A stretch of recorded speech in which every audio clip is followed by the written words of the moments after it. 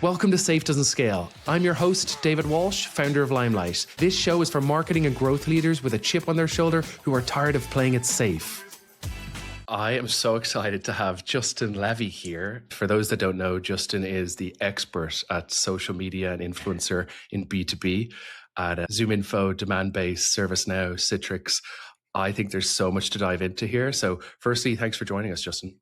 Thank you. It's been a long time coming of all of our conversations one-to-one, and now we get to talk a little broader about everything that we talk privately about.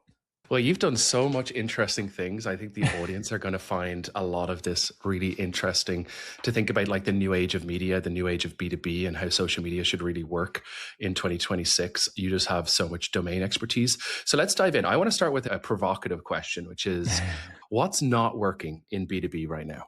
Yeah. So I think that one of the things that we continue to see in B2B marketing is that even though stats continue to come out, say with influencer marketing specifically, you have Syracuse University become the first in the nation to have a center for the creator economy. You have reputable organizations like Goldman Sachs coming out and saying that there are 67 million full-time and part-time creators, that next year the industry will be $500 billion and accelerating.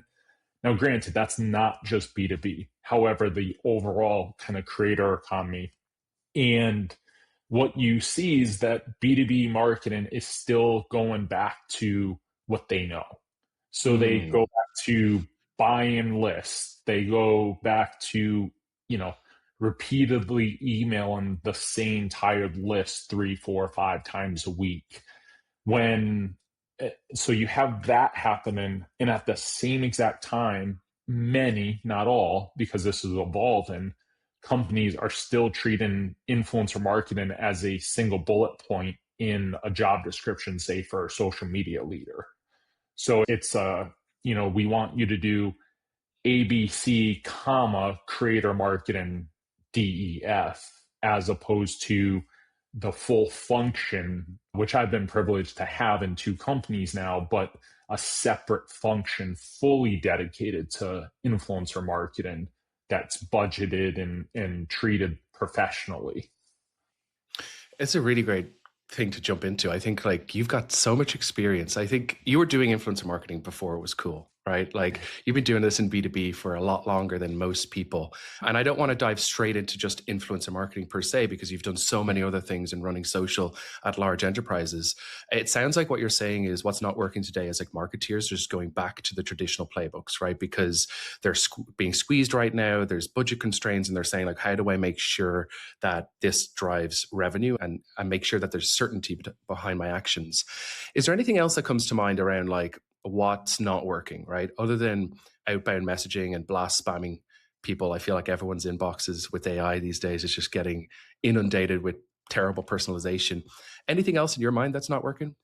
Yeah, I think that kind of what you're saying, just mentioning with AI, every company wants to lower their overhead costs with resources in some kind, right? That could be tech stack, that could unfortunately be people, that can be with other vendors. And so we're continuing to face the world of AI slop.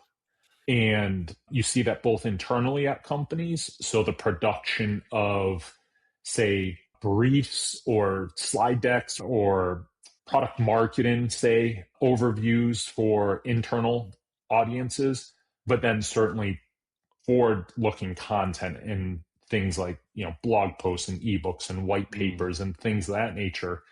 And it's something that we can all see as individuals. You can see right through, right? So Right. I think that's only going to continue to accelerate, and that's not great. The brands that are going to continue to win are going to be the ones that invest in their content infrastructure and use AI the way that it can and should be used, but not overly reliant on copying and pasting something that AI spits out for you and publishing it, for example. Yeah. So when you were there, you ran social and influencer, I believe. When did influencer come up? Like, how did that come to be, and how big was the program? Yeah, so when I was at Demand Base, they hired specifically for influencer marketing. So when I stepped into the program, when I was recruited in, it was titled as social and influencer. So that wasn't, I didn't get hired in a way like I didn't get hired as the head of social media. And then at some point forward, we tacked on influencer, for example.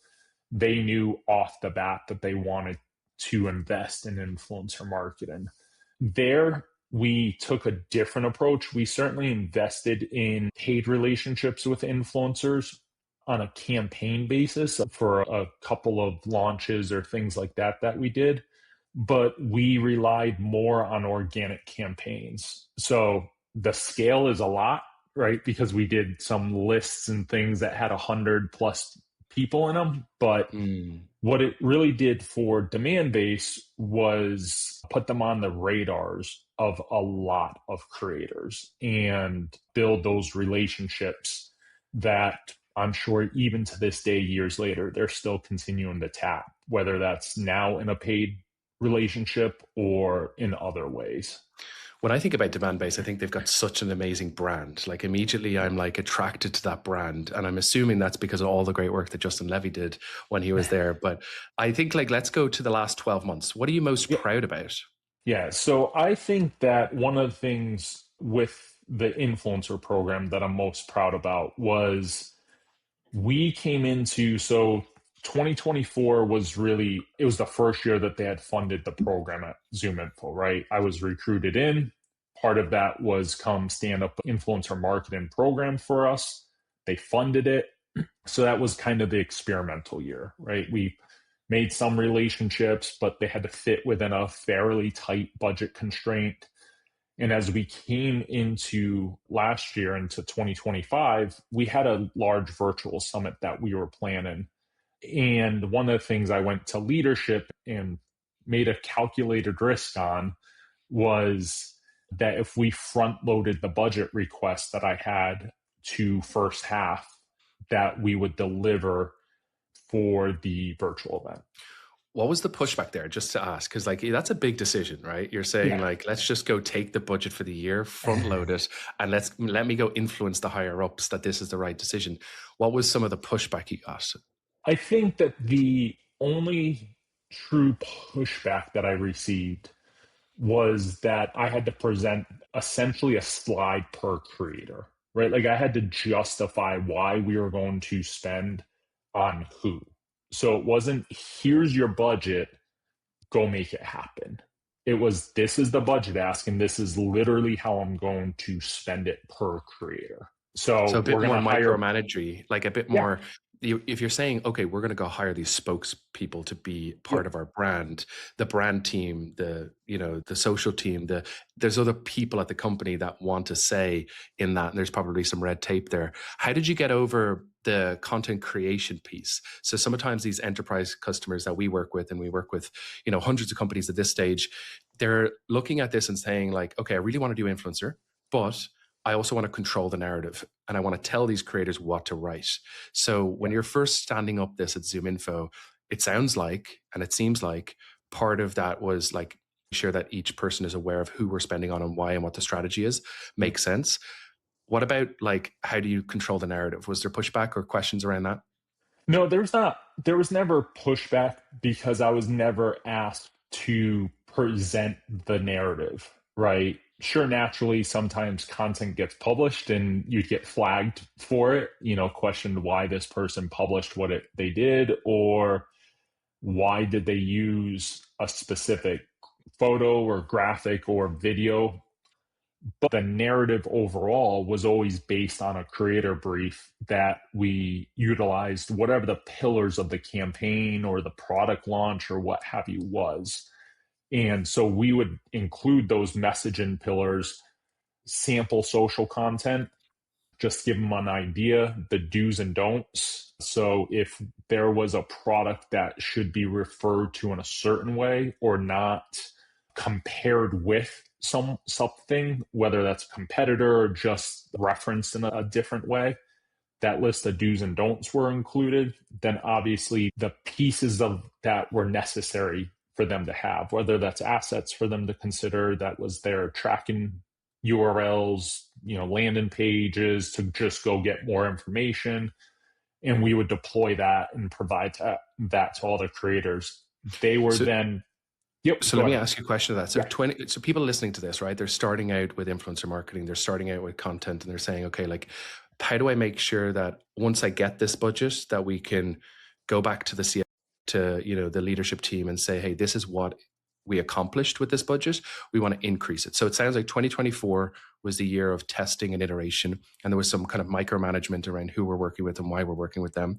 And it sounds like you put in place some really interesting like measurement capabilities, which I think is important. When you thought about, like, I suppose, going back to get more budget, what were the things you needed to present to the internal team? Yeah. So when we came into the ask at the start of 2025 to front load that budget for the virtual event, I made a guarantee, like I said, it was a calculated risk of the number of registrations I would deliver and I that love the that. program would deliver, including a stretch goal. And my stretch goal for the program was to deliver 2,000 registrations. Wow. And that goal came from that the original goal for the entire virtual event for all registrations was 4,000 registrations. So I said, I'll take 18 to 20 people. If you give me this budget, we'll deliver 50% of the registration from that. You said, I'll take half of the goal and just like give me some budget and I'll make it happen. And it worked. Yes. We ended up delivering 2,000. It was 2,100 or something like that registrations out of 5,000. So they had hit, the other teams had hit the 4,000 mark. And by the time the virtual event was executed, the company was at 5,000. Let me ask you another question, because I think, I'm sorry to interrupt you, it's just so interesting. When people are listening to this, they're going to be like, okay, events is such a great opportunity to boost awareness and brand, but it's also an amazing opportunity to nurture leads, right? You get those people to sign up, you find out who they are, if they're the right ICP. So when you get, let's call it 2,000 signups, how do you then turn those 2,000 signups to revenue, and how do you track that revenue? Yeah.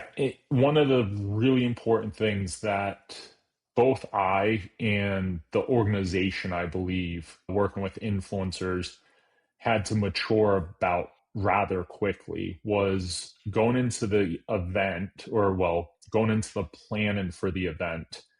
I got maniacal about the tracking of revenue, all the like full funnel, because I wanted to prove that the return against the budget, right? You fronted the budget. Thank you. We're going to deliver the leads that I promised, but I also want to showcase the down funnel impact, because my goal was always and continues to be and will continue to be to provide a 2 to 3x minimum return on pipeline. And so I needed to learn every aspect of how we tracked funnel segments, ACV, where that stood in comparison to other programs like webinar and email and anything else that the market and organization invested in. So therefore, I knew exactly at all times how the program stacked against any one of those metrics that is important to the company when it comes to demand. Because what I didn't want to do is say, yeah, we hit our goal, or we hit 80% of the goal, or something of that nature, and we got you 10,000 engagements. That's good, but, right, like, it's a lot better if you could say, even if you say only hit 1,000, okay, we hit 50% of the goal that I thought we would hit or I promised, but our impact was X on pipeline or X on upmarket. So the organization's really pushing for upmarket. If you could show that we hit 1,000 leads, but 80% of them were upmarket, that tells a way different story than, yeah, we only hit 50% of the leads that I thought we'd hit, and we got a bunch of engagements or a ton of impressions. It's like, that's not going to get you buy-in for the rest of the year or for the next program or however kind of your budgeting cycle works, right? So I So was able to show that full funnel, even though we exceeded what we had promised for total registrations. you said something that I think many people might just overlook, right? Which is like you didn't just take the leads and say, okay, now we got the leads. You actually segmented them. It Yep. sounds like upmarket was way more valuable, probably because that was the strategy, but also because they're higher ACV, higher revenue. You know, one lead that's an enterprise is a lot better than 10 leads that's an SMB, for example. So, and then the challenge that a lot of marketeers in B2B have is actually the long sales cycle, right? It's Yep. not as simple as clicking a link and buying it and going to an event and then purchasing the product. There's like many touch points, buying committees. So it sounds like you actually implemented a strategy that incorporated tracking the source of the lead in the CRM, directly attributing it to the event, and then tracking it all the way through the funnel. Any idea on like total pipeline of that first campaign that you ran around this event? Like when you say 1,000 leads or 2,000 leads, and then so you know some of them are ICP, like idea on like number or volume of pipeline that was created around that? Yeah, we knew it down to the exact dollar, and it was into the millions of dollars that was created in pipeline from the creator program. And that was with 18 to 20 people against, and so when you consider it, right, that was with 18 to 20 people and a budget that wasn't as high as budgets for the rest of the program, for the rest of the marketing organization, right? It's not like you had the most budget, so you delivered the most leads and you should have delivered the most pipeline contribution. But, you know, the way that I try to think about it, and I think about it like anytime I take a calculated risk on something like that, is we did that with 18 to 20 people. And I had some experiences at demand based with this as well, but we did that with 18 to 20 people and delivered 30% of all leads for the event. All of the other marketing functions delivered the other 3,000. So you're talking about probably, and I don't know the exact number, but probably hundreds of thousands of emails talking about webinars, purchase lists, partner dinners and email blasts and things that they, you know, may do with a partner that then they got access to their list or their webinars or newsletters or things like that. So all of those other touch points, and which were all important and all needed to generate the total number of leads, and everyone in those other functions are true professionals in what they do. But to prove the impact of influencers, 18 to 20 people did 30% of Wow. everything. And you know what's so fascinating? If you think of it from the consumer, right? I learn about an event because an influencer or somebody I respect that's a subject matter expert is talking about that event. That I'm going into that event with a bias towards I like this person and now I like this company. Yep. It's different than seeing an ad for ZoomInfo or getting an email that's a cold email and just clicking, yeah, I'm going to attend. It's like I'm going because this person told me. So there's this higher engagement, I think, of those attendees. So bringing this back, like you've actually just given me an idea for all of our customers, which is like we have a lot of people that jump into influencer marketing and just say like, we've got this amazing, we're spending $3 million on paid ads. We want to take 10% of that and apply it to creators. And we want to test for the first 6 to 12 months. Sometimes they're saying the first 3 months. I'm like, guys, like, how long is your sales cycle? 6 months. Then why are we only testing for 3? Like you need to test it for a period of time. What you actually did is really interesting. And I might educate my internal team and sales team to be like, let's actually focus on a very specific event or something that's very measurable to prove that this works, to then get the buy-in to commit to increasing the budget over time. So it sounds like, just to recap, 2024, ZoomInfo started to do influencers. They brought you in. They were very focused on like, here's the role, here's what we're trying to accomplish. You said, let's just run a really big event or let's support the big event with influencers. You got 20 creators. They created 2,000 leads and generated millions in pipeline. From there, you were able to go back to the team and said, hey, you know, we tracked the source. Here's the revenue. Let's go get more budget. Yep. How did those conversations go? And what did the program evolve into? If it started with 20 creators, where did it end up, you know, in 2025? Yeah. So over that period of time, almost, you know, I would say roughly halfway through that period, There were some leadership changes that happened. And as our new leader came in, my new VP had come in, she was very focused on creators. She thought that some of it was based on what I had provided and reported, but certainly she had come in with a bias towards creator marketing. And so she went to bat at a level that not even I was expecting. Right. And so that was super helpful. I'm not sure where we would have been otherwise. I think that I would have gotten more budget. I think that we would have been able to prove the need for more budget, but it's certainly helpful having someone come in and share why from their previous experiences and then backed with the data that we had on the program. But so with that said, we did get more funding for the second half of the year, and we're able to grow the program, like I said, from about 18 to 20 people, and exit in 2025, we had grown it past 40. And one of the things that we also did was when we were going through 24 and in the beginning of 25 for, coming up to this event, it was primarily focused on LinkedIn. There are some others, like if someone had a newsletter, we'd also sponsor the newsletter. Or if they had TikTok, it would be like a repost to TikTok of that piece of content. But in the back half of last year, we focused on also diversifying the platforms where content was created. So still had LinkedIn, still a primary platform, but we had Instagram, we had TikTok, Substacks, newsletters, YouTube, podcasts on both the newsletters and podcasts. Some of them were ad reads, some of them were bringing customers or internal SMEs for interviews.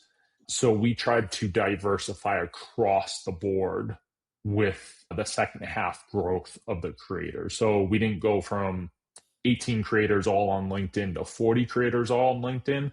We also diversified the platforms and then the kind of levels of influencers. So we tried to go kind of from people that had 400,000, these macro and influencers, all the way down to people that had a couple thousand influencers. So really kind of nano niche influencers. So because we wanted to utilize that full honestly group. Seems so interesting as you think around going lower to smaller and more niche creators.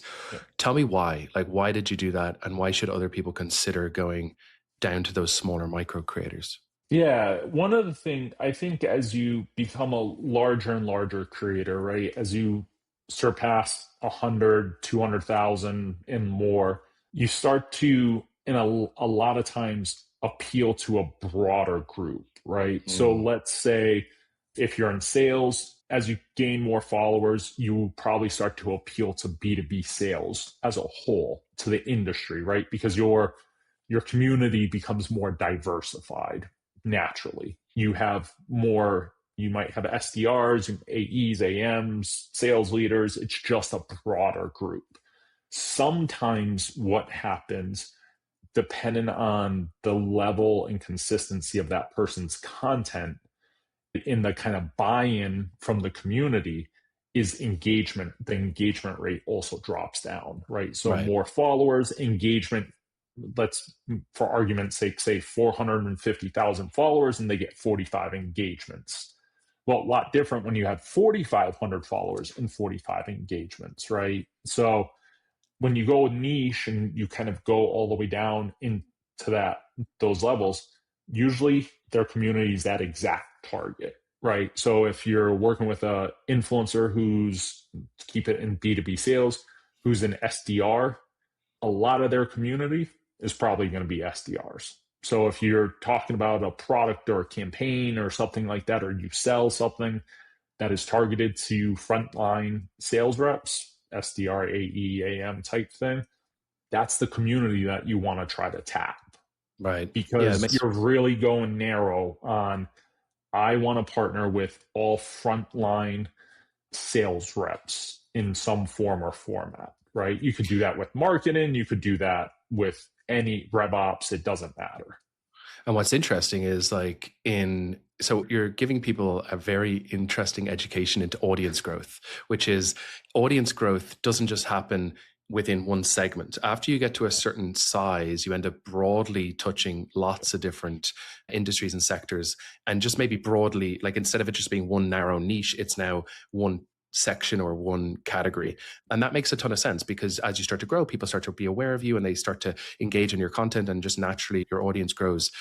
In B2B, the interesting thing is those smaller niche creators have more influence because they're not bought and sold for yet. And they're often even more cost effective because they don't have a huge amount to commit to, because they're maybe not getting as many inbounds. And when somebody like ZoomInfo reaches out to somebody that's a smaller creator, of course they're going to be excited about that because it elevates their brand, right? So you've got all these kind of tailwinds around the opportunity. But I think the bigger one, and you have given us an education on the results of this, and I really want to dive back into some of that too. Yeah. But these smaller niche creators, if they influence 1, 2, or 3 people to buy a product, it can be incredibly valuable, right? So they don't have to have these huge followings to, convert and be valuable. They can actually have small followings and still be very impactful. So any you can share on the size of creator and how they influence revenue and pipeline. And I know that's a hard thing to do because you don't just you've looked at all of the different channels, but have you looked at like size of creator and like tracked them all the way through the funnel too? Yes and no, because one of the things that I'm always cautious on whenever I talk about kind of size of audience is that most people say we have to go with niche creators and nano because there's no engagement at the larger levels. No, that's not the case. I know people in sales and marketing that have hundreds of thousands of followers, and their engagement still is runaway amazing, right? I also know people on the opposite side of that have 20,000 followers and get no engagement. So, I think that is something that people have to be careful with, is not kind of bastardizing the kind of folks that have a large number of creators, because they've gotten there for a reason, for content production that people buy into. But I think that there is a easier way to show a higher return with a niche creator, right? So like, let's just put some things into example numbers. If you pay someone $1,000 for a post, like let's just argue that they're not doing anything else with the brand at a deeper level partnership, which they should, but $1,000 post, right, versus a $10,000 post with someone that has a larger audience and therefore commands more because more inbound requests and whatnot. If you're trying to make a 2 or 3 plus X return, the math is just different, right? If you both get one inbound lead, you have to hope that $10,000 post gets you $20,000, $30,000 plus in pipeline. Whereas this person, hopefully they're getting you more, they're going up, but they only have to get $2,000 or $3,000, $5,000 to make that investment more than worth it, right? So there's that. Also, I think if you have a smaller budget, it's hard to invest in people that are commanding the type of money that top tier influencers, that level of money. I know and have worked with creators that have multiple agencies and 7, 8, 10 brand deals at any given time across B2B and B2C because of their level of influence. So your ability, if you're on a tight budget, to go with those type of people might be none, right? But you can take that same budget and go hire 30 or 40 niche nano creators because they're at a lower budget and they're willing to go deeper because they might have a small newsletter, they might have a small podcast that you're able to become one of the first or the first sponsor of, and therefore that just builds this tighter growing relationship with them over time. I want to come back. So I want to talk a little bit about testing, and then I want to come back to overall pipeline growth. You mentioned 20 creators, then 40 creators. But I'm assuming that you also did tests, right? There are 40 Yep. creators that are on recurring, always on, part of the ongoing campaign. Talk to us a little bit about how you test creators, right? Like how you give them content ideas and get them part of the campaign. But before you commit to them full time, maybe let's start with creators. Seems like a lot, right? But I'm sure it's not even near, like, I'm sure it's a lot more that you've actually paid to do content partnerships that didn't become part of the Yeah. ongoing recurring like campaign. So tell us a little bit about how many creators have you actually like paid or partnered with over the last 12 months roughly, and then how many actually, and how do you Yeah. test them?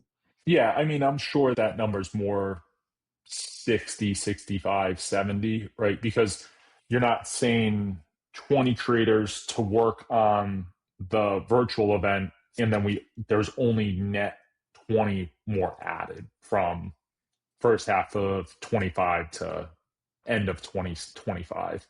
There was turnover in there, platform decisions. So therefore, some people weren't re-signed just because of the platforms that they focus on.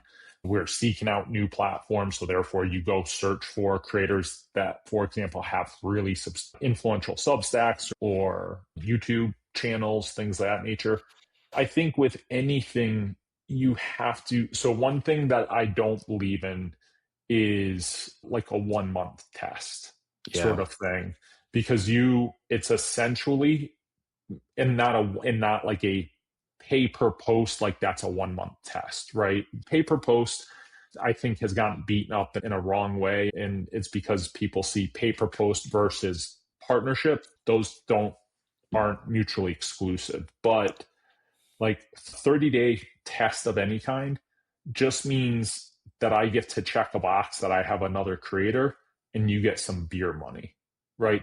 It's not going to substantially impact revenue, and it's not going to substantially benefit you as a creator. Like I said, besides maybe a nice dinner out or something like that. So for all new creators, I signed them for 3 months.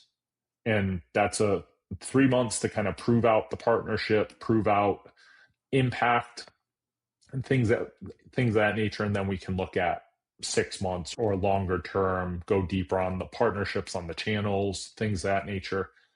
But one of the things I think is often overlooked is that many people focus only on the metrics. So it's only Mm, quantitative. There's a lot of qualitative that goes into this as well, right? And that's hard to measure. But are they easy to work with? Do they, send posts for review ahead of time? Do they abide by the briefs? Do they go and create additional content? That's not saying do things that they're not being paid for, but do they create content that's takes what you've provided them and up levels it more, right? Are they in constant communication, whether you have a Slack channel or it's email or even text or things like that? Those are all things that they could be a top performer. And if it's pulling teeth to get anything from them, you don't get anything, like they don't respond to your emails, you don't see the draft ahead of time. Therefore, you have to go back and we have to, revise it and review it and take it down. And it doesn't matter how much revenue they're generating, right? Because there's a cost on the back end, kind of a human cost on the back end. right. Yeah. Makes a ton of sense. I think what people maybe might be interested in when you think back to like the 2 years into having run influencer at ZoomInfo, just how successful is this, right? Like how big of a part of the marketing, you know, pipeline is this? And I know that you mentioned at the beginning, 20 creators, single digit millions in that first event. But like when you look back over the last 12 months, is this 10 plus million in pipeline? Is this something that drives significant amount of to value to the business? It certainly does. I think that what I'd be remiss on not mentioning is that we work with 40 creators. While I was there, kind of topped out at 40, 41, whatever that number was.